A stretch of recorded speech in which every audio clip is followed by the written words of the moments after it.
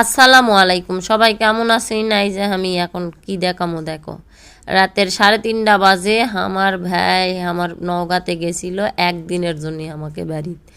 আমার মায়ের কাণ্ড দেখো, মা তো মাই হয়, মায়ের ঋণ কোনো দিনও শেষ করা যাবে না। বাবা রে বাবা, যতবার আমার ভাই 15 দিন 1 মাস পর পর বাড়িতে যায়, আমার মাও বস্তা ভরা ব্যাগ ভরা যায় জিনিস দিয়ে পাঠাবে।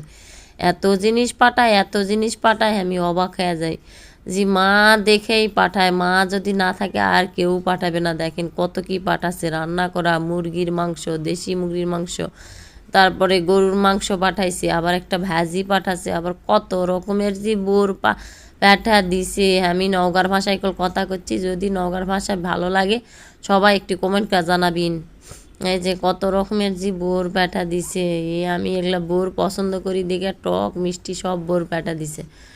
এই যে শাক, কালের শাক, আলুর চিপস, আটার মধ্যে আবার ডিম দিছে।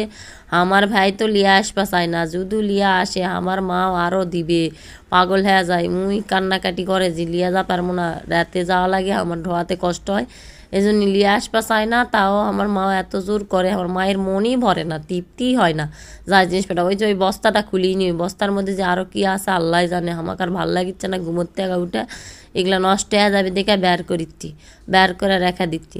আমাকে নওগাঁয় লিঙ্কের এই কথা বলে, আমি ওই এরকমকার নওগাঁর জিনিসপত্র আলছে, তো এই জন্য নওগাঁর ভাষা দিয়েই ভয়েস দিচ্ছি। আল্লাহ হাফেজ।